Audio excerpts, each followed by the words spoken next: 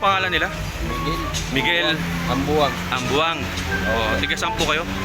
Taga Mindanao po. Mindanao. Pero Cavite.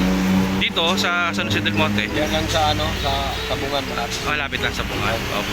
Ano po ginagawa nila? Anong hanap buhay nila? Wala ano kahit anong hanap buhay. Ilan taon na po sila?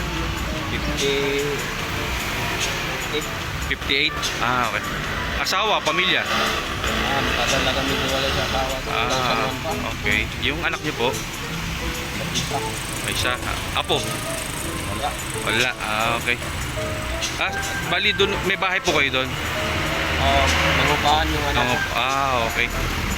Sige po, sa gamot po, wala po kayong problema. Wala naman po. Wala naman. Ano pong hilingin nila kahit anong trabaho para sa mga makaka-view sa inyo? Magandang sana makabili ko ng bike karon na yung kalakal ko tuloy-tuloy. Okay. Hindi na lang maglakad. Okay. Sasakyan ng pangkalakal? Opo. Ayun. Okay.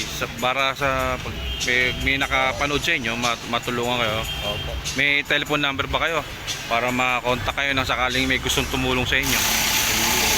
Cellphone na nakalimutan ko yung number. Hindi ko Address nyo po? hindi ko alam nito bago kami dito. Bago lang kayo dito. Opo.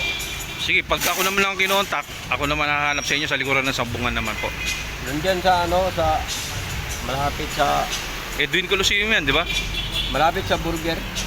Burger Angel's Burger. Opo. Kilala ka na doon? Opo. Sige. Pag sakasakaling may gustong Yung tumulong sa grooming, tatay sa aso, grooming, okay.